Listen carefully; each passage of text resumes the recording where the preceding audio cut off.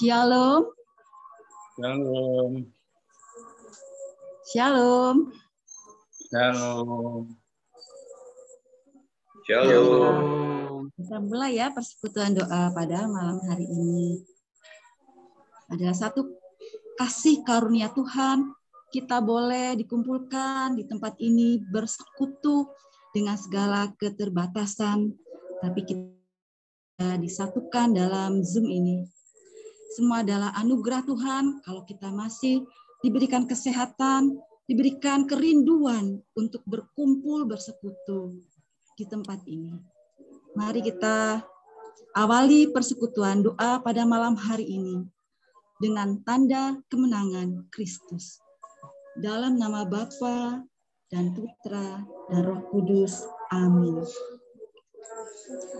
Bapa dalam surga, kami mengucap syukur kalau sampai pada hari ini kami masih Kau berikan kesempatan untuk menghirup udara, untuk menghirup nafas kehidupan. Terima kasih ya Bapa, semua adalah anugerah. Kalau kami boleh mengasihi-Mu, kalau kami boleh melayani-Mu, semua itu adalah anugerah dan berkat.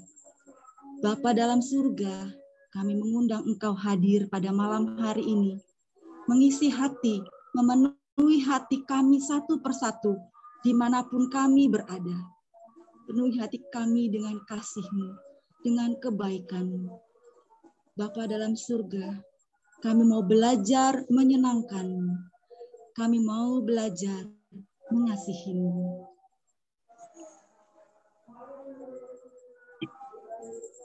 Mari kita angkat lagu.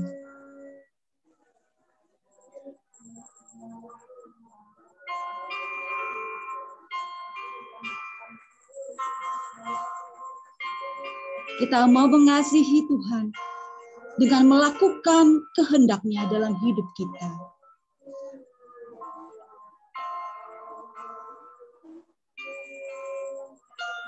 Tuhan, ku mau menyenangkan-Mu. Tuhan, bentuklah hati ini jadi bejana untuk hormat-Mu, cemerlang bagai emas murni. Tuhan, ku serahkan hidupku, semua ku berikan padamu. Kuduskan hingga tulus selalu, agar aku menyenangkan-Mu, menyenangkan-Mu, senangkan-Mu. Hanya itu kerinduanku, menyenangkan-Mu, senangkan hati-Mu. Hanya itu kerinduanku.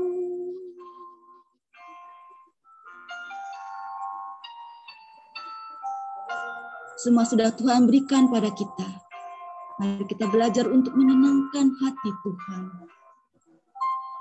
Tuhan, ku serahkan hidupku, semua ku berikan padamu. Kuduskan hingga tulus selalu,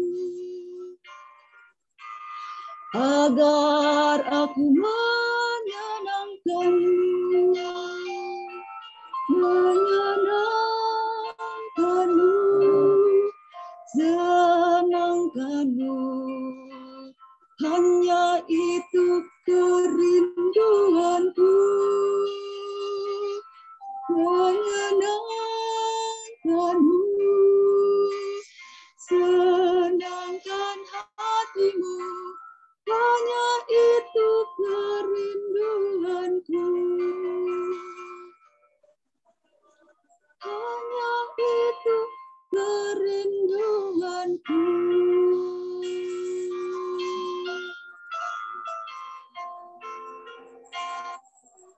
Benar Bapa, kami rindu boleh menyenangkan hati-Mu.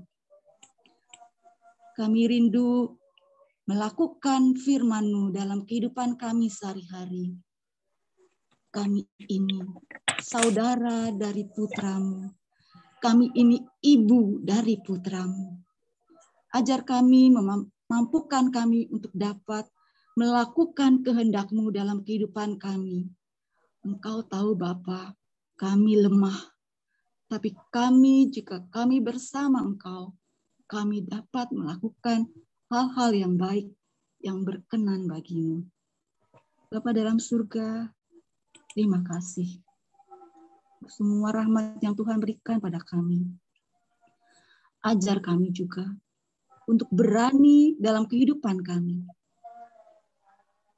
Karena Engkau menyertai kami sampai akhir zaman. Juga saat ini kami percaya Engkau menyertai kami. Terimalah lagu ini sebagai doa iman dan penyembahan kami. Yang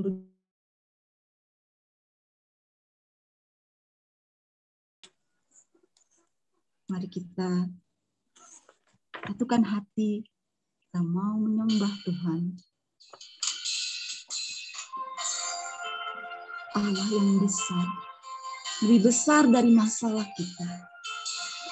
Allah yang penuh kasih, tidak akan pernah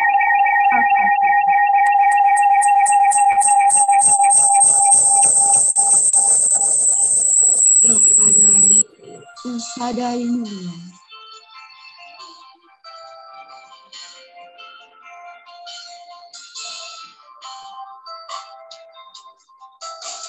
Tak usah ku takut, Allah menjagaku. Tak usah ku bimbang, Yesus peliharaku. Tak usah ku susah, Roh Kudus hiburku. Tak usah ku cemas, Dia memberkatiku.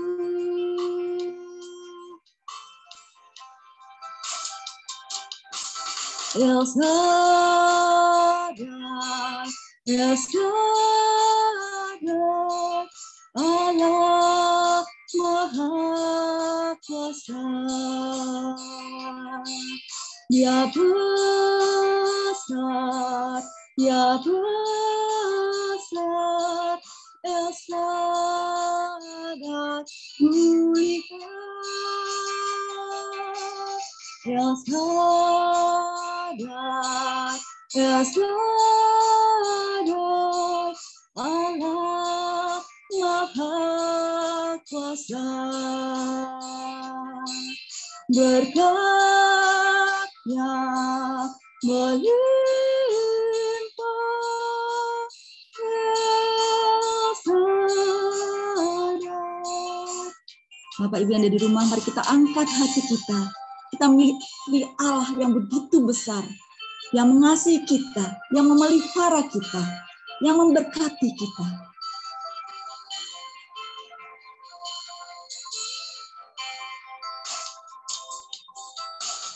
Tak usah ku takut,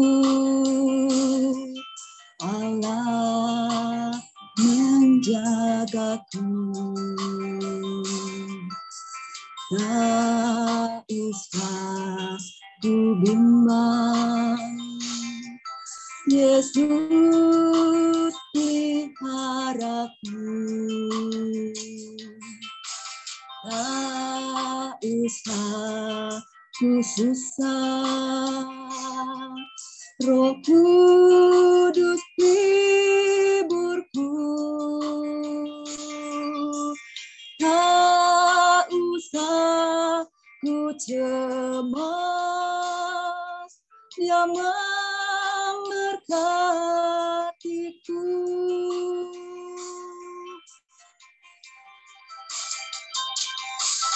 El Shaddai, El Shaddai, Allah Maha Kuasa. Dia besar, Dia besar, El Shaddai mulia. El Shaddai, El Shaddai, Allah Maha Kuasa. Berkatnya melimpah, El Shaddai.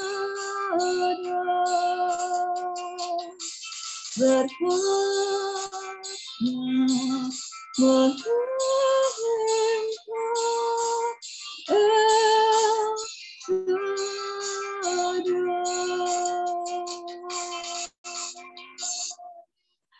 El Shaddai mulia, kami mau menyembah-Mu, Allah yang pelihara, yang tak pernah meninggalkan kami. Kau hibur kami, Kau kuatkan kami. Jangan takut, jangan bimbang, jangan cemas. Pikulah salib-Mu, angkatlah salib-Mu. Bersama Tuhan kami mampu, Tuhanku, Allahku. Tak ada yang seperti Engkau, penuh kasih dan setia, tak berubah dulu, sekarang dan selama-lamanya. Wira raya laina sa, isi malaina rosina, Himalaya Ramayana laina, Unisaina Malayana rasi. Allahku, kekuatanku, gunung batuku, penghiburanku. Sivinarayana saina, Sivinarayana rayana se.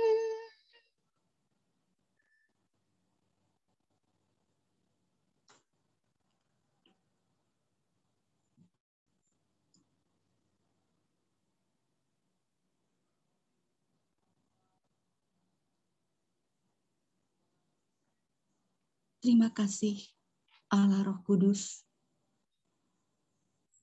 Engkau mengunjungi kami satu persatu dengan kuasa-Mu. Yang lemah Kau kuatkan, yang berbeban berat Kau ringankan. Kau menyertai kami dalam kehidupan kami sehari-hari.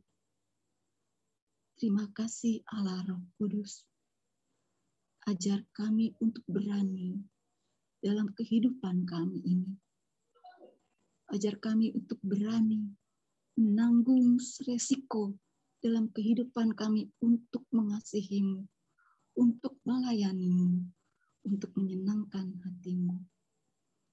Kalau pada malam hari ini Kau mau juga datang lebih khusus lagi kepada kami melalui Ibu Novi dengan firman yang akan dibawakan. Tuhan Yesus, berkati Ibu Novi, pakai ia, urapi ia dengan urapan-Mu yang baru. Pakai hati, pikiran, dan budinya, mulutnya untuk menyampaikan firman-Mu. Biarlah sukacita ada dalam hatinya saat menyampaikan firman-Mu. Terima kasih Tuhan, kami persilakan Engkau bekerja melalui Ibu Novi. Kemuliaan kepada Bapa dan Putra dan Roh Kudus, seperti pada permulaan, sekarang, selalu, dan sepanjang segala abad. Amin. Silakan Ibu Novi, waktu dan tempatnya. Iya, terima kasih Ibu Dia, dan shalom Bapak Ibu semua. Bapak Ibu terkasih di dalam Kristus. Udah lama ya kita nggak ketemu, tapi puji Tuhan saya melihat masih luar biasa semangatnya, masih mau meluangkan waktu untuk berkumpul bersama-sama dan bersekutu kita memuji Tuhan. Bapak Ibu sekalian, malam hari ini kita masih melanjutkan pembahasan tentang orang-orang kudus. Tapi sebelum kita mulai, saya ingin testing dulu sedikit nih. Kalau saya tunjukkan gambar, nanti Bapak Ibu bilang ya, boleh di unmute aja, langsung bilang, atau mau di chat juga boleh. Orang ini apa? Ya, jadi lihat gambarnya lalu nanti bilang ini orang apa. Nah, ini apa ini? Gampang ya. Polisi, ada yang teriak-teriak tuh. Polisi, pinternya. Iya betul, gampang ya polisi ini. Taunya dari mana ini polisi? Dari seragamnya ya, ada tulisan jelas-jelas polisi ya. Kalau ini? Dokter. Wah, luar biasa. Ya, ini dokter ya, gampang juga kelihatan dari bajunya. Kalau ini? Chef. Chef ya, master chef, kelihatan juga dari topinya. Nah, jadi mereka kelihatan dari bajunya. Tapi kalau misal mereka nggak pakai baju chefnya, nggak pakai baju polisi, apakah kita tetap bisa mengenali, oh ini pasti chef? Mungkin enggak ya, tapi kalau kita nanti mulai ngobrol sama mereka, lalu dari pembicaraannya, yang diomongin makanan melulu. Nah, mungkin kita jadi tahu, oh dia kayaknya dia chef. Ya, jadi kadang kita bisa tahu dari kostumnya, tapi kalau dia sudah lepas kostum, kita nggak bisa tahu lagi siapa dia. Pertanyaannya, bagaimana dengan kita, anak-anak Tuhan? Apakah saat orang melihat kita, mereka bisa langsung tahu, oh ini pasti orang Katolik, oh ini pasti orang Kristen? Mungkin kalau ada yang pakai kalung salib ya, ketahuan, oh pakai kalung salib pasti ini orang Katolik, atau anting-anting biasa di sini ya, anting-anting salib. Tapi kalau misal kita nggak pakai semua aksesoris itu, apakah kita tetap bisa dikenali sebagai pengikut Kristus, sebagai anak Tuhan? Nah, Yesus sudah pernah bicara tentang hal ini di Yohanes 13 ayat 34 sampai 35 dalam perjamuan malam terakhir. Ini yang Yesus katakan. Boleh aku minta tolong ada yang mau membacakan? Silakan di unmute lalu langsung baca.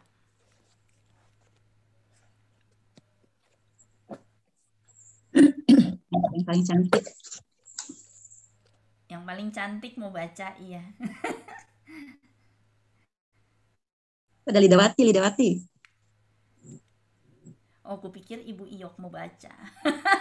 Ya, aku memberikan perintah baru kepada kamu, yaitu supaya kamu saling mengasihi, sama seperti aku telah mengasihi kamu. Demikian pula kamu harus saling mengasihi. Dengan demikian semua orang akan tahu bahwa kamu adalah murid-muridku, yaitu jikalau kamu saling mengasihi. Ya, terima kasih Ibu Lidawati. Nah, jadi ini yang Yesus katakan, aku memberikan perintah baru supaya kamu saling mengasihi. Nah, ini menarik ya, kenapa sih Yesus bilang perintah baru? Padahal kalau kita baca di kitab Imamat dulu, Musa sudah pernah memberikan perintah yang seperti ini kepada bangsa Israel. Imamat 19 ayat 18 dikatakan, janganlah engkau menuntut balas dan janganlah menaruh dendam terhadap orang-orang sebangsamu, melainkan kasihilah sesamamu manusia seperti dirimu sendiri. Akulah Tuhan. Jadi kasihi sesamamu seperti dirimu sendiri. Sebetulnya ini bukan perintah yang baru Yesus ajarkan. Begitu Yesus datang ke dunia, dia ajarkan. Bukan. Zaman dulu Musa sudah memberikan perintah ini kepada bangsa Israel. Tapi kenapa Yesus bilang ini perintah baru? Karena artinya yang baru ya. Jadi perintahnya sudah lama. Tetapi ternyata bangsa Israel masih belum mengerti bagaimana dia harus mengasihi. Gimana sih kasih itu? Dan seperti kita tahu, bangsa Israel masih hidupnya jauh dari Tuhan. Mereka nggak bisa mengasihi, masih ribut, berantem, sampai kerajaannya terpecah dan lain-lain. Karena mereka ternyata tidak bisa mengasihi. Maka Yesus kasih perintah baru. Artinya perintahnya ini loh. Saya mau kasih tahu arti yang baru dari perintah ini. Dan kalau kita bicara soal kasih, soal cinta, itu sebetulnya topik yang sudah banyak dibahas ya. Pasti ya. Di film-film, di drakor itu pasti ada tentang cinta, tentang kasih. Bukan topik yang asing. Tetapi di sini yang menarik, Yesus katakan, dengan demikian, semua orang akan tahu bahwa kamu adalah murid-muridku. Artinya, kasihnya orang Kristen harus berbeda dari kasihnya orang lain. Harusnya lewat kasih kita, orang-orang bisa tahu bahwa kita adalah murid Kristus. Itu yang membedakan kita dari orang lain. Bukan kostumnya, bukan kalung salibnya, bukan topi chefnya, tapi ternyata kita harusnya bisa dibedakan dari kasih kita. Jadi cinta kasih orang Katolik harus beda dari cinta kasih orang dunia. Kalau sama ya berarti nggak ada bedanya. Saya pernah ketemu seorang ibu waktu itu dulu ya, bertahun-tahun lalu sebelum zaman pandemi. Kami ketemu di tempat fotokopian. Saya lagi fotokopi bahan seminar. Jadi si ibu itu ngeliatin, terus dia tanya, orang gereja ya katanya. Terus saya bilang iya. Lalu dia mulai cerita bahwa dia sebetulnya bukan Kristen, tapi dia ikut satu organisasi sosial yang memang kegiatannya setiap bulan rutin memberikan makanan gratis. Pokoknya mereka baksos, rajin baksos. Mereka datangi gang-gang kecil di kota Bandung, tempat-tempat terpencil di kota Bandung, lalu mereka bagi-bagi makanan di situ. Padahal itu bukan organisasi gereja. Tapi ternyata orang dunia pun bisa mengasihi. Mereka betul-betul murni pelayanan gratis, mereka kasih. Padahal mereka organisasi dunia. Artinya kasih orang Kristen harus lebih daripada sekedar baksos. Kalau baksos banyak yang sudah bikin, tapi ada yang berbeda. Nah, apa hubungannya sama Santa Corona ya? Hari ini kan topik kita Santa Corona ya. Ternyata kasih semacam ini, kasih yang menandakan kita murid-murid Yesus, kasih orang Kristiani, orang Katolik ini ditunjukkan oleh para santo santa kita. Para orang kudus kita adalah orang-orang yang sepanjang hidupnya menyatakan cinta kasih Kristiani.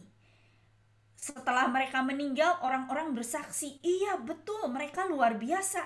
Kalau ada orang ini rasanya hati tenang. Kalau ada orang ini rasanya berbeda. Mereka terlihat bahwa dari kasihnya itu kasih yang berbeda. Contohnya misal Mother Teresa. Kita tahu ya, Santa Mother Teresa itu, belum Santa ya, Beato Mother Teresa ini, dia itu mau meninggalkan rumahnya, padahal dia tinggal di Albania, keluarganya cukup berada, tapi dia mau pergi ke India melayani orang-orang yang termiskin dari yang miskin. Itu kasih Kristiani. Nggak ada yang mau kayak gitu. Sehingga orang-orang kagum melihatnya. Atau Santo Damian yang mau pergi ke Pulau Molokai mengurusi orang-orang kusta di sana. Padahal zaman dulu belum ada APD, Sampai akhirnya Pastor Damian ini juga terkena penyakit kusta. Tapi dia tetap mau melayani orang-orang kusta di Pulau Molokai. Ini cinta kasih Kristiani. Orang dunia nggak ada yang mau mengorbankan diri. Tetapi para santo-santa kita menunjukkan kasih Kristiani. Santo Maximilianus Kolbe juga menunjukkan kasih Kristiani dan banyak santo-santa lain. Nah, secara khusus hari ini kita mau bahas tentang Santa Corona. Ya, Santa Corona ini sebetulnya hidupnya tahun 100 setelah Masehi. Jadi sudah 2000 tahun lalu. Dan beliau ini dijadikan santa itu sudah 1000 tahun yang lalu. Jadi sebetulnya udah lama jadi santa. Tetapi selama ini jarang ya ada yang dengar nama Santa Corona. Ada gitu yang nama baptisnya Santa Corona? Kayaknya nggak ada ya. Dan kayaknya kedepannya juga makin nggak ada ya. Apa mau baptis anak Corona gitu ya. Bayangkan Corona Novianti Sugita. Kayaknya nggak mau. Udah langsung bad image mendengar nama Corona. Nah, tapi Santa Corona ini mendadak jadi tenar ya. Pasti Bapak Ibu pernah terima WA-nya bahwa katanya, wah kita punya Santa pelindung pandemi namanya Santa Corona. Ternyata ajaib luar biasa, namanya kok bisa sama nama virusnya katanya. Nah, kita malam hari ini mau lihat sebetulnya kisah Santa Corona itu bagaimana sih. Santa Corona ini biasanya bersama-sama dengan Santo Victor ya. Mereka itu sepasang, Santo Victor dan Santa Corona. Siapa mereka? Mereka hidup di masa kekaisaran Romawi. Kalau kita tahu zaman Yesus dulu kan bangsa Yahudi masih dijajah oleh Romawi. Nah, Santo Victor dan Santa Corona ini hidup di tahun 170 Masehi, berarti ya 100 tahun setelah Yesus, dan mereka masih ada di bawah penjajahan Romawi. Santo Victor ini adalah seorang prajurit Romawi, tetapi dia beragama Kristen. Dia memilih untuk jadi pengikut Kristus. Padahal waktu itu agama Kristen itu belum jadi agama resmi, dan bahkan pengikut Kristus, para rasul masih ditangkap, dianiaya, dan dipenjara. Ya, kita tahu sampai kira-kira tahun 300-an penganiayaan itu berlangsung sebelum akhirnya agama Kristiani itu diakui secara resmi. Nah, Santo Victor ini dia akhirnya ditangkap oleh seorang hakim yang namanya Sebastianus, dan dia dipaksa untuk menyangkal Kristus. Tapi Santo Victor nggak mau. Dia tetap mempertahankan imannya. Walaupun dia dicambuki, dia dianiaya, dia tetap tidak mau menyangkal Kristus. Santa Corona sebetulnya orang lain. Dia istri dari prajurit Romawi yang lain. Santa Corona ini juga seorang Kristen. Tetapi sebetulnya dia diam-diam, gak ada yang tahu dia orang Kristen. Tetapi setelah dia melihat bagaimana Santo Victor ini disiksa dengan parah, sampai akhirnya matanya juga dicungkil, dicambuki luka parah, maka Santa Corona akhirnya dia mengakui, dia buka jati dirinya, dia bilang, aku juga seorang Kristen, tangkap aku, siksa aku. Karena dia ingin menemani Santo Victor. Dia nggak mau biarkan Santo Victor ini menderita sendirian. Dia ingin menemani, ayo kita sama-sama menderita bagi Kristus. Maka akhirnya Santa Corona juga ditangkap. Dia diikat di 2 pohon palem. Pohon palemnya tadinya diikat dengan tali. Santa Corona ini diikat di situ. Lalu akhirnya ketika talinya diputuskan, dipotong, maka pohon palemnya kan melebar lagi, kembali lagi, dan Santa Corona badannya sampai terbelah 2 karena tertarik ke 2 arah. Dan akhirnya dia menjadi martir, ya, mati bagi Kristus. Dan Santa Corona ini sebetulnya adalah pelindung hal-hal yang berhubungan dengan uang, ya, karena ternyata setelah dia meninggal, Lalu ada seorang pencari harta yang mohon pertolongan corona ini. Dia doa, lalu dia mohon pertolongan corona untuk mencari harta. Ternyata ketemu hartanya. Jadi Santa Corona ini jadi Santa pelindung pencari harta, katanya begitu. Tapi kemudian boleh nggak sih kita doa mohon pertolongan Santa Corona buat pandemi? Ya tentu boleh ya, karena kan Santo-Santa juga bukan sesuatu yang dibatasi. Oh, kita cuman boleh doa kepada Santo Ignatius buat ini misalnya, atau kita hanya boleh doa kepada Santo Thomas buat hal ini. Enggak ya, tentu kita boleh minta pertolongan doa Santo-Santa untuk segala macam perkara. Jadi untuk pandemi ini kalau mau minta pertolongan Santa Corona juga boleh tentu ya, minta dukungan doa dari Santa Corona. Jadi yang menarik dari Santa Corona adalah kasih. Santa Corona mau berkorban, dia mau peduli. Ini contoh cinta kasih Kristiani. Kalau kita pikirkan ya, Santa Corona itu udah hidup enak-enak, tenang, bahagia sama suaminya. Nggak ada yang tahu dia orang Kristen. Kalau dia diem-diem aja, ya udah dia hidup selamat, hidup bahagia. Kenapa dia harus mengorbankan dirinya? Kenapa sih dia mesti menemani si Santo Victor itu? Karena dia mengasihi Santo Victor. Dia mau mengasihi sesamanya. Dia mau peduli. Kalau dilihat dari kacamata dunia, bego amat Santa Corona.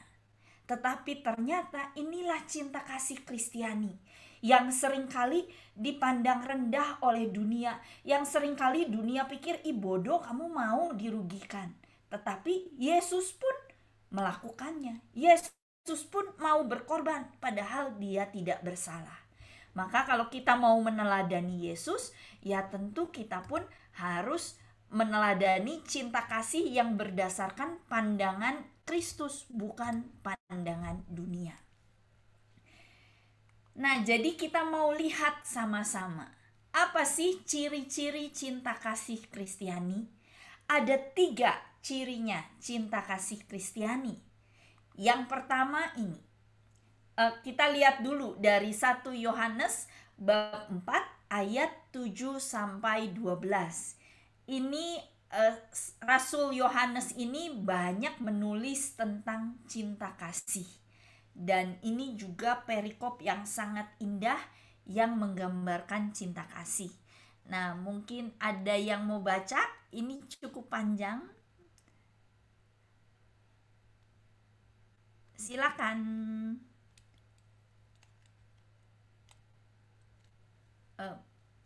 Yus. Ya. Yus aja. Oh, dikira mau baca, ternyata dari mau menyebut. Justina dari Ciledug. Silakan Ibu Justina. Adakah? Oh, atau enggak di tempat? Bono aja, Bono. Bukan. Saudara-saudaraku yang terkasih, marilah kita saling mengasihi. Sebab kasih itu berasal dari Allah, dan setiap orang yang mengasihi lahir dari Allah dan mengenal Allah. Barang siapa tidak mengasihi, ia tidak mengenal Allah. Sebab Allah adalah kasih. Dalam hal inilah kasih Allah dinyatakan di tengah-tengah kita, yaitu bahwa Allah telah mengutus anaknya yang tunggal ke dalam dunia supaya kita hidup olehnya. Demikianlah firman Tuhan. Ya, syukur kepada Allah. Terima kasih, Ibu. Nah, jadi ini kata Rasul Yohanes ya, mengenai cinta, mengenai kasih. Marilah kita saling mengasihi sebab kasih itu berasal dari Allah. Ini. Jadi, kasih yang pertama, ciri-ciri cinta kasih Kristiani bahwa cinta kasih Kristiani itu tidak berdasarkan perasaan. Cinta kasih Kristiani merupakan keputusan, bukan perasaan. Survei menyatakan bahwa banyak ini mana ya? Oh, nggak ada. Ya, survei menyatakan bahwa banyak pasangan yang cuman berapa bulan menikah terus bercerai, ya. Atau kita juga tahu kisah-kisah para selebritis yang waktu nikahnya heboh, ya, wah pesta besar di hotel besar, ngundang ribuan orang, tetapi ternyata cuma 3 bulan terus tiba-tiba ribut besar juga, ya, panggil pengacara sampai pokoknya masuk TV, kawinnya masuk TV, cerainya juga masuk TV, karena cinta mereka berdasarkan perasaan. Saat masih jatuh cinta, wah semua juga mau dilakukan buat pasangannya. Tetapi saat udah bosan, udah sebel, ya udah kita pisah aja. Ini cinta kasih dunia yang berdasarkan perasaan. Saya ingat dulu waktu ikut PK, paduan kasih itu sebelum menikah, pelajaran yang paling saya ingat adalah love is a decision, ya, cinta itu keputusan. Jadi katanya kalau kamu sudah memutuskan mau menikah, ya udah, artinya itu cinta kamu, itu jodoh kamu, udah keputusannya begitu, nggak bisa diganggu gugat, jangan dibatalkan lagi. 1 Yohanes 4 ayat 10 tadi dikatakan, bukan kita yang telah mengasihi Allah, tetapi Allah yang telah mengasihi kita. Allah mengasihi kita dengan kasih-Nya yang juga nggak pakai perasaan. Ya, bayangkan kalau Allah mengasihi pakai perasaan, saat kita berdosa mungkin Allah bilang, ih sebel kamu berdosa aja, udah aku nggak mau mengasihi kamu. Tetapi Allah terus mengasihi kita, Dia katakan aku mengasihimu dengan kasih yang kekal. Karena cinta Allah tidak berdasarkan perasaan. Kita lihat teladan Yesus. Cinta Yesus juga tidak berdasarkan perasaan. Dia terus mencintai, terus mengasihi sepanjang hidupnya di dunia. Bahkan saat dia di jalan salib, harusnya ya udah deh, dia sok mikirin diri sendiri aja, dia udah disiksa, udah luka parah, masih harus memanggul salib. Tapi kita tahu dia masih tetap mengasihi wanita-wanita Yerusalem yang dia temui di tengah jalan. Masih sempat menghibur mereka. Masih sempat juga menghibur penjahat yang ada di sebelah kanannya itu saat dia disalib. Kok masih sempat-sempatnya ya? Padahal dirinya sendiri udah mau mati. Tapi ternyata Yesus tetap mengasihi. Di dalam DCE itu Deus Caritas Est, ensikliknya Paus Benedictus. Dia katakan, karena Allah telah terlebih dahulu mengasihi kita, kasih bukan lagi menjadi perintah, tetapi kasih adalah respons kita terhadap karunia cinta yang membuat Allah mendekati kita. Jadi kasih itu udah bukan lagi kewajiban, tugas, atau perintah yang harus kamu lakukan. Tetapi kasih itu sudah mendarah daging. Itu respons kita, karena aku dikasihi maka otomatis aku juga mengasihi. Sama kayak kalau misalnya saya lahir di keluarga bangsawan, ya, misalnya saya jadi anak sultan atau anak raja, maka secara otomatis tentu udah jadi darah biru, ya, berdarah biru. Apapun yang terjadi, walaupun mungkin saya makan di warteg, ya tetap berdarah biru. Dan sebagai responsnya, tentu saya harus menjaga sikap dan perilaku. Anak sultan, ya, anak ningrat, tentu beda sikapnya, nggak bisa sembarangan. Tentu harus ada etika yang dijaga. Bukan perintah. Tetapi kalau dia menyadari bahwa saya ini bangsawan, tentu berbeda. Nah, dia akan otomatis bersikap selayaknya anak bangsawan. Demikian juga dengan kita. Kalau kita menyadari bahwa kita adalah anak-anak Allah yang adalah kasih, maka harusnya secara otomatis respons kita adalah kita juga harus penuh kasih. Jadi udah bukan lagi berdasarkan perasaan. Kalau saya mau, saya mengasihi. Saya nggak mau, saya nggak, males. Tapi udah otomatis ya, karena Allah adalah kasih. Santa Corona juga sama. Dia nggak kenal Victor, tapi dia memilih untuk mengasihi si Victor ini. Padahal pasti Santa Corona merasa takut. Kalau dia mengingat-ingat rasa takutnya, ya udah nggak jadi mengasihinya.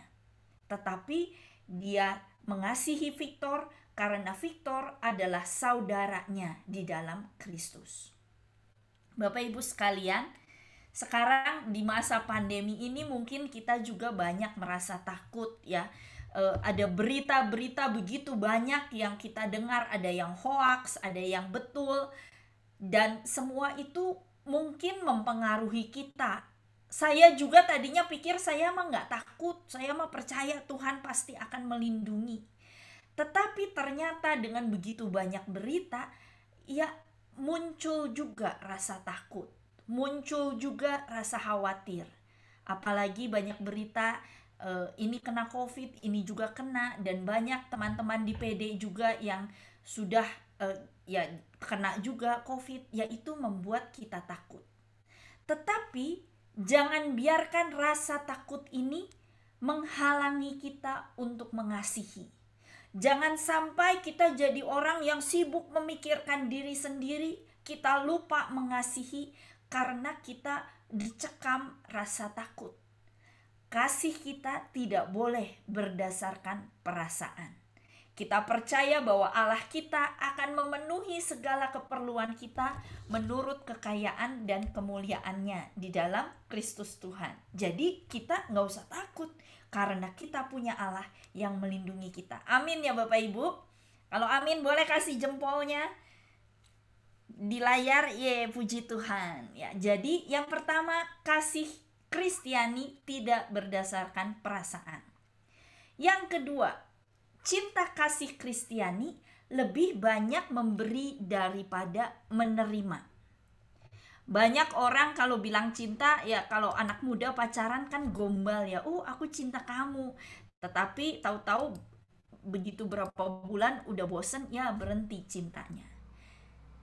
Cinta kasih Kristiani harus berupa tindakan dan harus dirasakan oleh si penerima cinta itu. Nah, dalam 1 Yohanes 4 yang tadi kita baca, dikatakan, dalam hal inilah kasih Allah dinyatakan di tengah-tengah kita, yaitu bahwa Allah telah mengutus anaknya yang tunggal ke dalam dunia, supaya kita hidup olehnya. Ini tindakan. Allah mengasihi manusia. Sejak zaman perjanjian lama Allah selalu bilang, aku mengasihi engkau, aku mengasihi engkau. Semua nabi juga bilang Allah mengasihi engkau, Allah mengasihi umatnya, Allah mengasihi umat Israel. Tapi itu kan kata-kata. Nah, cinta Tuhan ternyata bukan cuma kata-kata. Dia sungguh-sungguh bertindak. Dia mengirimkan putranya sendiri ya, mau turun menjadi manusia, mengosongkan diri, memberikan diri disalib demi manusia. Ini cinta kasih Kristiani, ada tindakan nyata. Dan cinta kasih Kristiani ini juga nggak minta imbalan. Yesus nggak pernah ada syaratnya ya, aku mau menyelamatkan kamu kalau kamu begini, aku mau menyelamatkan kamu kalau kamu begini. Enggak. Yesus mati untuk semua orang, bahkan untuk orang-orang yang belum mengenal dia, orang-orang yang jarang ke gereja, yang suka bolos-bolos ke PD-nya, Yesus juga mati untuk mereka. Cinta kasih Kristiani tidak minta imbalan. Seringkali cinta kasih dunia butuh imbalan ya. Saya juga kadang mencintainya pakai imbalan. Saya itu senang dipijet ya, senang massage ya. Sekarang udah setahun lebih ya, udah nggak massage nih semenjak pandemi. Tapi saya biasa senang spa, saya senang massage. Suami saya juga senang dipijat, tapi dia sih nggak ke spa karena nggak ada waktu, katanya sibuk. Jadi pengennya ya udah kalau di rumah aja saya disuruh pijetin. Kalau pulang kakinya suka pegel, saya pijetin kakinya. Nah, kadang-kadang dulu saya tuh pikirnya gini, saya kan capek juga nih, saya juga kerja walaupun di rumah. Jadi saya juga pengen dipijetin, harusnya gantian dong. Saya kalau mijet 5 menit, suami saya juga pijetin. Kalau saya yang pegel bahunya, pijetin 5 menit juga bahu saya. Jadi tiap kali dia minta, ayo dong pijetin, sakit kakinya katanya. Saya bilang, ya udah, tapi udahnya kamu pijetin aku ya.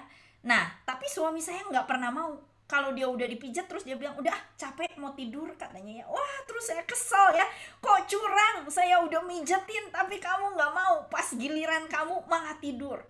Jadi akhirnya saya juga nggak mau, pokoknya saya cuma mau mijetin kalau kamu mijet duluan, kalau enggak nanti kamu curang, kamu malah tidur. Suami saya tetap nggak mau ya, dan kadang kami berantem hanya gara-gara masalah pijet-pijet itu.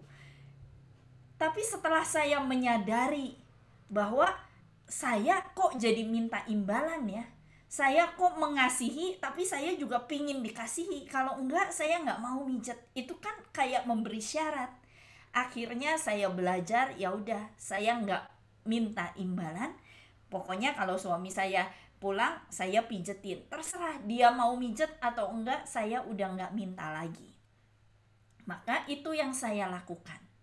Tetapi ajaibnya, luar biasanya, justru setelah saya nggak minta, tahu-tahu suami saya yang sadar sendiri. Kadang dia bilang ini, ya udah mau gantian, sok sekarang saya yang pijetin katanya. Walaupun memang kalau saya pijetnya segini, dia baru sedikit ya, belum sebanding 100%. Tapi itu saya sudah bersyukur, dan ternyata itu ajaibnya cinta kasih Kristiani. Saat kita nggak minta imbalan, ternyata Tuhan sendiri yang kasih imbalannya. Tuhan sendiri yang beri apa yang kita perlukan untuk kita bisa terus mengasihi. Maka Bapak Ibu teman-teman sekalian, jangan khawatir. Tuhan itu Maha tahu. Pasti kalau kita mengasihi, kita nggak akan rugi. Kalau kita betul-betul memberi, mengasihi dengan tulus hati, walaupun tidak dapat imbalan secara manusiawi, tapi yakinlah, percayalah bahwa Tuhan sendiri yang akan beri imbalan itu ya, dalam tanda kutip, Tuhan yang akan gantikan. Karena kasih yang kita terima dari Tuhan itu sebetulnya cukup ya, jauh lebih besar dari kasih apapun juga. Nah, jadi Bapak Ibu teman-teman sekalian, memberi, cinta kasih Kristiani adalah cinta yang memberi. Dan kita mampu kok mengasihi karena ada Allah di dalam kita. Ada roh Allah, roh cinta kasih antara Bapa dan Putra itu ada di dalam kita. Maka kita mampu untuk mengasihi seperti Yesus mengasihi. Dan cinta kasih itu harus dirasakan oleh yang menerima. Ya, kadang-kadang kalau orang tua kan menurut orang tua, kalau saya ngomelin anak itu karena saya sayang sama anak saya ya. Kamu jangan ngezoom terus, nanti matanya rusak. Jangan deket-deket ke layar matanya, nanti mata rusak. Menurut orang tua itu karena kasih. Tapi si anak nggak merasa dikasihi. Anaknya merasa, ih bawel, ih cerewet sih, harusnya aku dibiarin aja udah gede. Nah, belum nyambung ya kasihnya. Cinta kasih Kristiani itu harus bisa dirasakan oleh yang menerima. Maka terkadang perlu pengorbanan. Karena kalau kadang kita perlu berkorban ya, misalnya orang tua atau saya juga, kadang saya sering ngomelin suami saya. Tapi kadang perlu pengorbanan, ya saya berhenti ngomel, saya diem dulu, karena biasanya begitu dia pulang ke rumah, saya langsung ngomelin ini itu.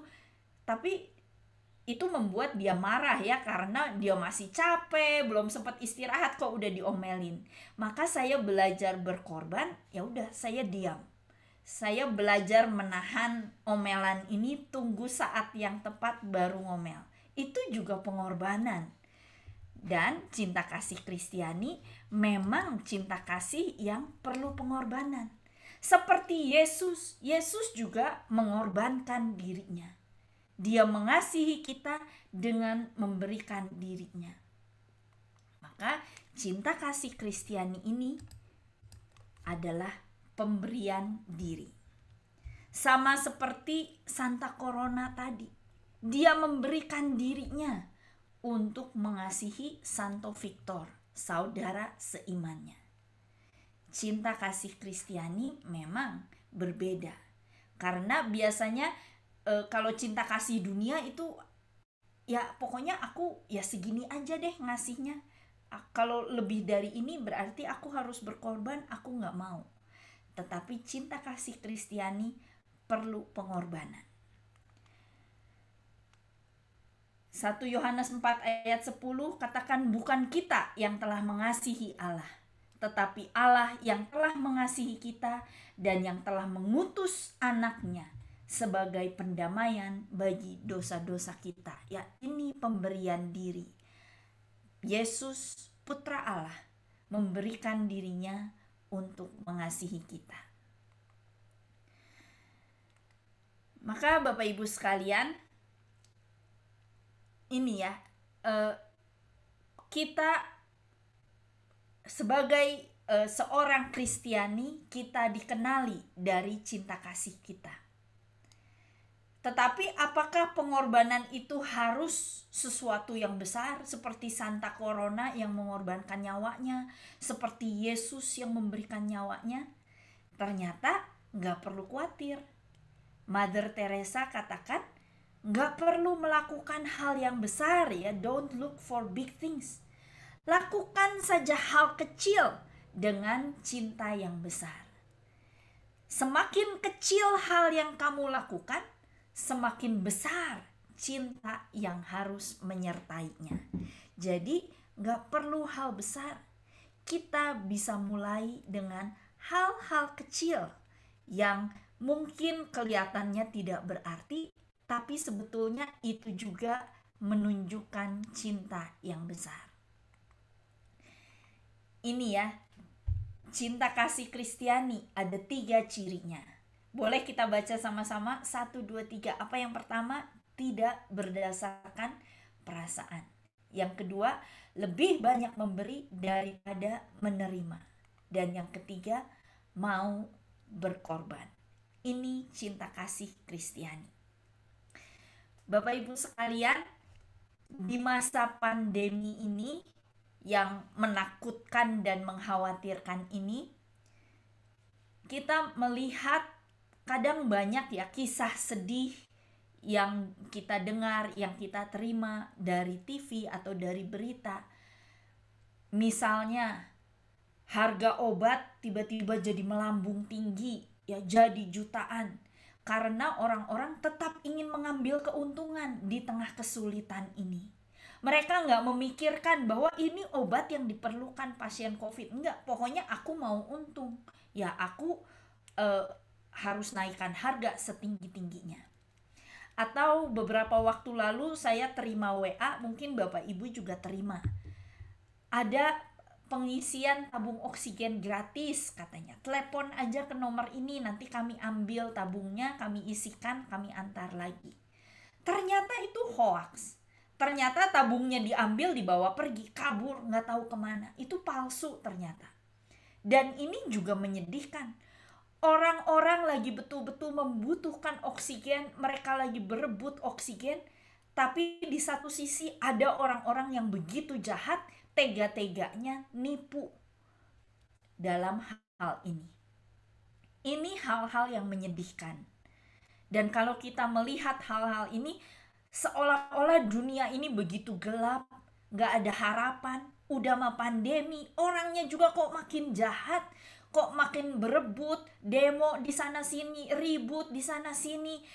Padahal diatur untuk kebaikan bersama, tapi mereka malah ribut, malah berantem, dan lain-lain. Tetapi di sisi lain, kita juga melihat banyak kisah-kisah yang mengharukan. Kisah-kisah yang membuat kita bersemangat dalam menghadapi pandemi ini. Ada seorang teman saya, dia dokter. Dia bilang dia mau buka layanan konsultasi gratis ya untuk COVID. Jadi dia katakan siapapun yang punya pertanyaan tentang COVID boleh hubungi saya. Gratis, saya siap menjawab. Bukan cuma dia, banyak dokter-dokter juga yang mau memberikan layanan gratis. Bahkan kalau di BPK Semarang itu ada khusus hotline-nya untuk layanan COVID. Ada orang-orang lain yang mau mengumpulkan info tentang tabung oksigen, tentang obat. Pokoknya semua info yang biasa dicari oleh pasien COVID, mereka kumpulkan info itu, mereka bagikan, mereka mau koordinir. Padahal mereka nggak dapat untung apa-apa, tapi mereka mau bagikan apa yang mereka bisa kepada sesama. Atau ada teman saya yang lain, ketika mamanya ketahuan positif, mamanya ini punya penyakit asma. Jadi dia langsung panik dan dia cari-cari obat, itu udah nggak ada. Stok obat habis, stok oksigen habis. Dan dia kirim pesan di grup WA, ada yang bisa bantu nggak katanya. Dan dia bilang setelah selesai ya kejadiannya, setelah mamanya sembuh, dia cerita.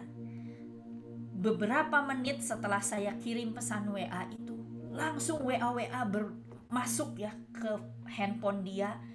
Banyak sekali yang menawarkan bantuan. Dan bahkan ada yang katakan, saya punya stok obat nih, saya kirim ke kamu katanya. Gratis, kamu gak usah bayar, pokoknya ambil aja. Ini juga kisah yang mengharukan. Masih ada orang yang mau berbagi. Padahal itu kan benda yang berharga ya, sekarang semua orang nyetok obat. Atau ada juga teman saya, dia kena COVID, tapi dia nggak sadar karena sebetulnya dia tuh tadinya sakit tifus. Lalu ketika dia periksa ke dokter, bolak-balik ke dokter, mungkin di situ dia kena. Dan tanpa sadar, karena semua berpikir dia sakit tifus, maka kakaknya, papanya, mamanya semua tetap ada bersama-sama dengan dia. Sampai akhirnya ketika ketahuan positif, ya semua satu keluarga kena. Dan mamanya karena punya komorbid, nggak berapa lama langsung meninggal. Dan itu merupakan pukulan berat buat anak ini, buat teman saya ini. Karena dia merasa itu salah dia. Karena mamanya sibuk ngurusin dia, sehingga nggak ada yang merhatiin bahwa mamanya sakit. Dan dia sangat terpukul, dia sangat sedih. Tetapi sekarang setelah berminggu-minggu kejadian itu berlalu, dia cerita bahwa dia bersyukur Tuhan begitu baik. Dia merasa dia dikuatkan oleh teman-teman komunitas yang padahal cuma tanya, gimana kabar kamu? Dan mereka juga gak bisa bantu apa-apa sebetulnya. Bukan dokter, gak punya obat, gak punya apa-apa. Tapi hanya dengan WA kecil, singkat, gimana kabar kamu? Gimana kabar papi kamu? Itu ternyata sangat menguatkan dia, sangat menghibur dia. Dan dia merasa aku gak sendirian. Aku punya teman yang memperhatikan aku. Aku punya saudara-saudara seiman yang mau mendukung aku dalam doa. Itu hal kecil, bukan pengorbanan nyawa, tetapi itu hal-hal yang bisa kita lakukan untuk sesama kita, khususnya di masa pandemi ini, saat kita semua sedang bersama-sama berjuang menghadapi ini. Bapak Ibu sekalian, pandemi ini masalah kita semua. bukan cuma masalah Indonesia, tetapi masalah seluruh dunia. Bukan cuma masalah orang kaya atau orang yang kurang berada, tetapi masalah kita semua. Maka harusnya kita bisa membuka diri, kita bisa mulai belajar hidup dengan pandemi ini. Jangan biarkan kasih kita terhenti karena pandemi, tetapi kita bisa mulai mengasihi orang-orang di sekitar kita dengan kasih yang simple. Seperti dikatakan Mother Teresa, sebarkanlah kasih kemanapun engkau pergi. Pertama-tama di dalam rumahmu, kasihilah anak-anakmu, istri atau suamimu, dan tetanggamu. Jangan biarkan seorang pun yang datang kepadamu tidak merasa lebih baik dan lebih bahagia. Jadilah perwujudan yang hidup akan kebaikan Tuhan. Kebaikan di wajahmu, di matamu, di senyummu, dan di dalam sapaanmu yang hangat. Ini hal simpel, hal sederhana yang bisa kita lakukan. Menyapa, tersenyum, menyemangati kepada setiap orang yang kita jumpai. Kita mau berikan sedikit kebahagiaan di tengah situasi sulit ini. Biarlah kita terus menjadi pembawa terang dan pembawa kasih kepada setiap orang yang kita jumpai. Karena setiap orang yang memerlukan aku dan yang bisa aku tolong adalah sesamaku.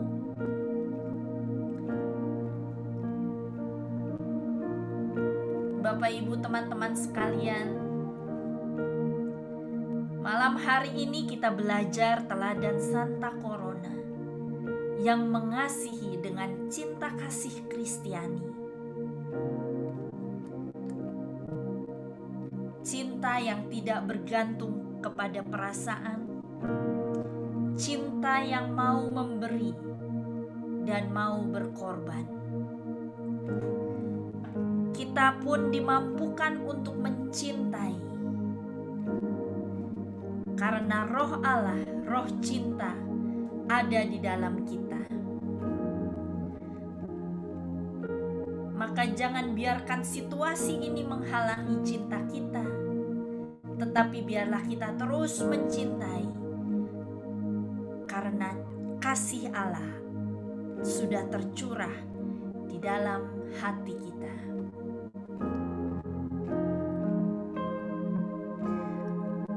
Mari kita hening, kita mau berdoa kepada Tuhan. Terima kasih Tuhan untuk malam hari ini. Kami Kau ingatkan untuk terus menyebarkan kasih-Mu kepada sesama, setiap orang yang kami jumpai, keluarga, tetangga kami, siapapun yang Engkau kirimkan kepada kami. Bapa, kami yakin, kami tahu, dan kami percaya bahwa Engkau terus mengasihi kami dengan kasih yang kekal. Engkau tidak pernah berhenti menjagai kami, dan kami tahu bahwa kami akan bisa melalui semua ini bersama Engkau. Maka biarlah dengan penuh iman kami mau membuka hati kami, membuka diri kami untuk mengasihi sesama kami, agar kami boleh terus memuliakan nama-Mu di tengah masa-masa sulit ini Tuhan. Bentuk kami terus menjadi bentuk yang indah, menjadi semakin serupa dengan-Mu. Karena dunia ini, saat ini, sungguh memerlukan Engkau.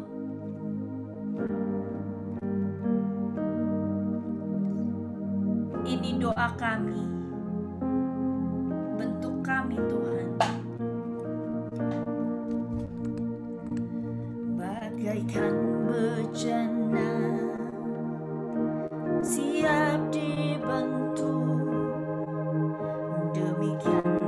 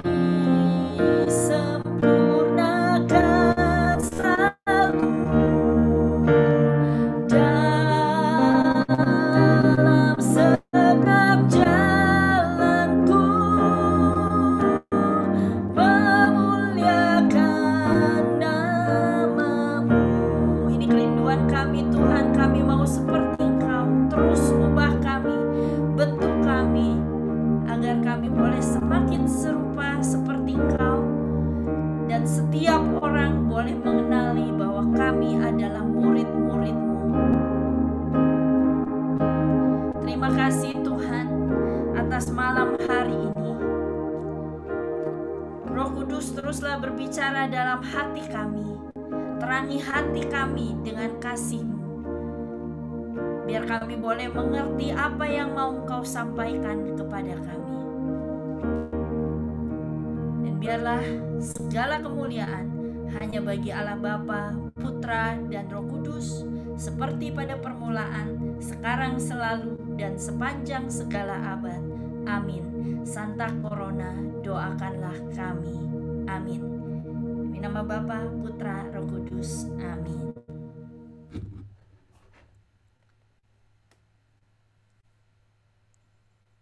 Terima kasih Ibu Novi untuk firman yang disampaikan pada malam hari ini yang menguatkan kita untuk menjadi saksi Kristus melalui cinta yang Tuhan Yesus sendiri teladankan. Satu, tadi apa? Tidak berdasarkan perasaan, tapi keputusan. Lebih banyak memberi daripada menerima. Yang ketiga, mau berkorban. Terima kasih Ibu Novi, Tuhan Yesus memberkati. Mari kita tundukkan kepala, kita mau naikkan doa. Kita mau mendoakan mereka yang ada di sekitar kita. Mari kita tundukkan kepala, kita arahkan hati kepada Tuhan. Bapa dalam surga, kami ucap syukur, kami sudah menerima firman-Mu yang menguatkan kami, yang mengingatkan kami, agar kami menjadi saksi-Mu, agar kami dikenal sebagai pengikut-Mu lewat kasih yang kami berikan. Terima kasih untuk firman yang sudah Kau sampaikan lewat Ibu Novi. Tuhan yang berkati Ibu Novi dalam pelayanannya, dalam keluarganya. Berikanlah ia semua rahmat yang ia butuhkan untuk terus mengasihi-Mu, untuk terus melayani-Mu. Juga berkatilah kami berdoa untuk mereka yang berbeban berat karena sakit. Bapa dalam surga, kuatkanlah hati mereka. Pada saat ini, mereka seperti memberikan persembahan kepada Tuhan. Biarlah mereka memberikan rasa sakit, takut, kecewa. Mereka serahkan kepada Tuhan sebagai persembahan. Biarlah Tuhan sendiri yang memberikan kekuatan kepada mereka. Juga untuk keluarga mereka yang mendampingi, agar mereka juga berikan kekuatan dan kesehatan untuk mendampingi keluarga yang sakit. Kami juga mau berdoa untuk keluarga-keluarga yang untuk mereka yang meninggal dunia. Ampuni dosa dan kesalahan mereka ya Bapa. Biarlah mereka segera mengenali tubuh mereka yang baru dan melepaskan segala ikatan dengan dunia untuk boleh datang kepada cahaya. Juga berkati keluarga yang kehilangan agar mereka Kau berikan penghiburan-Mu, agar mereka terus boleh melangkah dalam kasih-Mu. Kami juga mau berdoa untuk para tenaga kesehatan, mereka yang berada di garis terdepan untuk menolong mereka yang sakit, Bapa dalam surga. Berikanlah mereka juga kesehatan, kekuatan, ketulusan, agar mereka dimampukan untuk mengasihi, melayani. Juga untuk semua yang dibutuhkan oleh pasien, oksigen, obat-obatan dan plasma Tuhan. Walaupun mungkin sulit, tapi biarlah orang-orang yang berharap kepadamu, Kau berikan, Kau sediakan yang mereka butuhkan sesuai dengan kehendak Tuhan. Juga untuk mereka yang karena situasi ini, perekonomian keluarga menjadi goyang Tuhan. Berkatilah mereka, berikanlah mereka rezeki yang mereka butuhkan. Biarlah dengan rezeki yang sedikit mereka cukup. Biarlah Tuhan, Kau limpahkan kasih-Mu di saat-saat ini, agar mereka dapat memenuhi kebutuhan keluarga mereka. Juga untuk relasi keluarga yang kurang baik, karena di saat ini pasti banyak sekali permasalahan. Tuhan Yesus berikan ketenangan dan kesabaran antara anggota keluarga, agar mereka bisa saling mendukung, saling mendoakan. Kami juga mau berdoa untuk mereka yang tanpa sadar mencari keuntungan dari pandemi ini. Bapa dalam surga, berikanlah mereka kesadaran bahwa sebenarnya ini adalah kesempatan bagi mereka untuk berbuat baik. Ini adalah kesempatan mereka yang mungkin tidak akan terulang lagi untuk mengasihi-Mu, untuk melayani-Mu. Bukakan hati mereka, berikanlah hikmat kepada mereka, berikanlah mereka pertobatan, agar mereka, hidup mereka boleh berarti dan tidak menyia-nyiakan kesempatan. Karena hidup ini adalah kesempatan. Yang sakit berkesempatan untuk membalut luka-luka Tuhan. Yang sehat berkesempatan untuk mendukung dalam doa maupun dalam hal lain. Semua adalah kesempatan Tuhan. Ajar kami untuk tidak menyia-nyiakan kesempatan yang Tuhan berikan. Bahkan mungkin penderitaan kami di saat-saat terakhir boleh kami berikan Tuhan kepadamu untuk berdoa bagi jiwa-jiwa yang berdosa.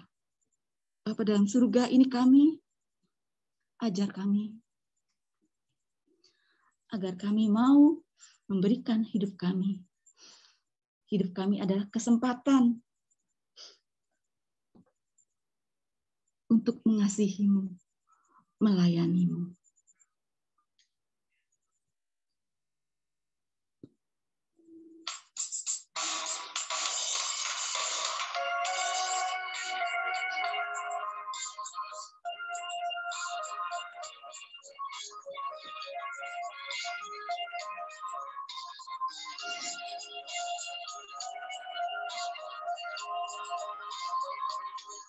Hidup ini adalah kesempatan. Hidup ini untuk melayani Tuhan. Jangan sia-siakan waktu yang Tuhan beri. Hidup ini hanya sementara.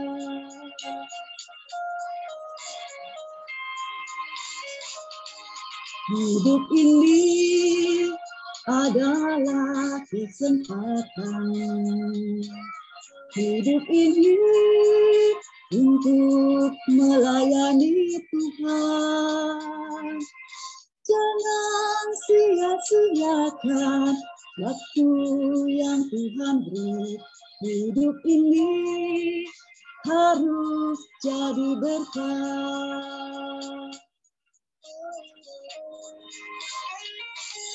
Oh Tuhan, pakailah hidupku selagi aku masih tua. Bila saatnya nanti ku tak berdaya lagi, hidup ini sudah jadi berkah.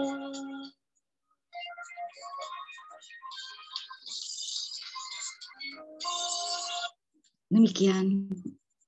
Terima kasih untuk semua rahmat yang boleh kami terima. Kami akan tidak menyia-nyiakan kesempatan yang Tuhan berikan kepada kami. Kami mau mengasihi, melayani-Mu lebih baik lagi. Terima kasih Bapa. Kemuliaan kepada Bapa dan Putra dan Roh Kudus, seperti pada permulaan, sekarang, selalu, dan sepanjang segala abad. Amin. Pengumuman, ada pengumuman?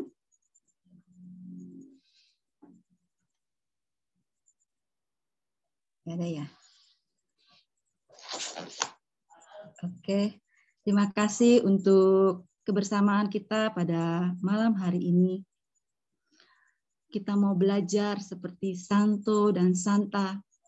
Pada hari ini kita mau belajar Pendeta Corona dan Santo Victor yang memberikan dirinya untuk kemuliaan nama Tuhan. Kita mau belajar seperti mereka. Kita mau belajar mengasihi seperti Tuhan mengasihi kita. Bapak, Ibu, dan saudara sekalian, terima kasih untuk kebersamaan kita pada malam hari ini. Terima kasih Ibu Novi, Tuhan Yesus memberkati. Terima kasih untuk yang hadir di tempat ini. Mereka yang walaupun dalam keadaan sakit masih ikut bersekutu di tempat ini, mencari kekuatan dari Tuhan. Mereka yang walaupun sakit tetap menjadi pendoa. Orang sakit mendoakan yang sakit. Tuhan memberkati kita semua. Mengingatkan kita untuk tidak menyia-nyiakan kesempatan yang Tuhan beri. Mari kita naikkan.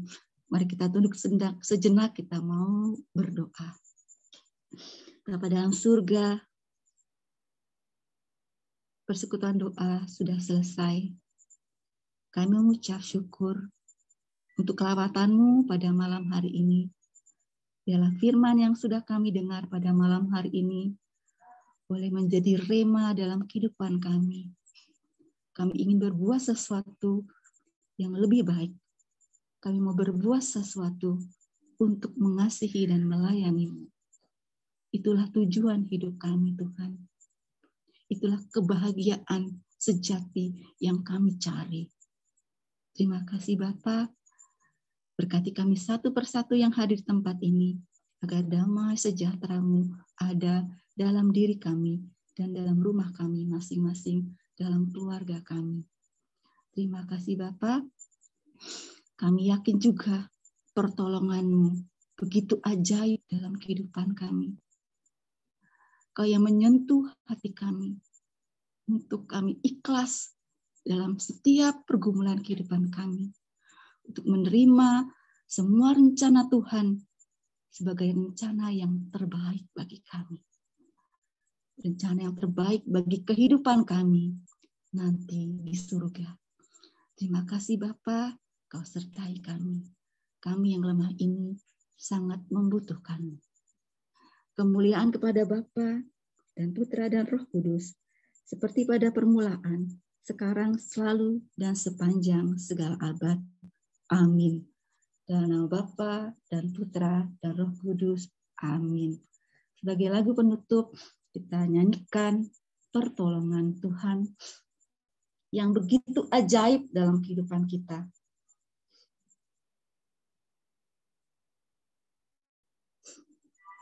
Kita mau berserah kepada Tuhan dalam setiap persoalan kehidupan kita.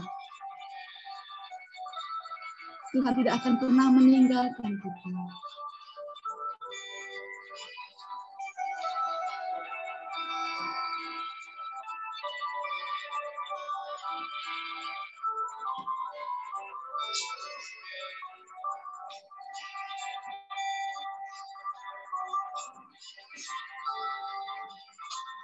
Hatiku tenang berada dekat-Mu, Kaulah jawaban hidupku.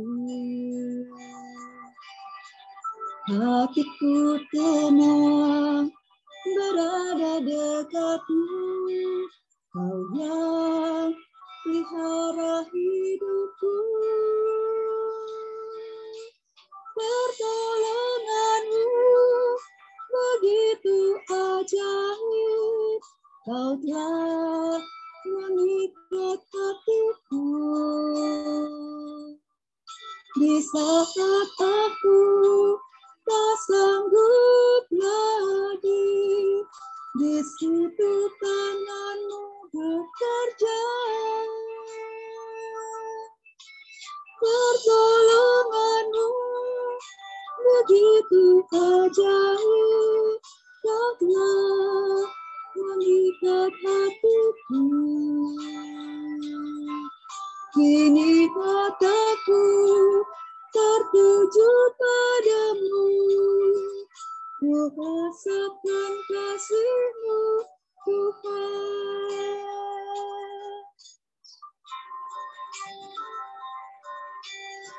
Hatiku tenang berada dekat-Mu, Kaulah jawaban hidupku. Hatiku tenang berada dekatmu, Kau yang pelihara hidupku. Pertolonganmu begitu ajaib, Kau telah mengikat hatiku. Di saat aku tak sanggup lagi, di situ tanganmu bekerja. Pertolonganmu begitu ajaib, Kau telah mengikat hatiku. Kini mataku tertuju padamu, ku rasakan kasih-Mu, Tuhan.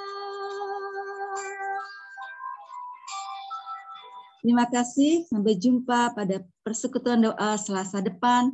Tuhan Yesus memberkati.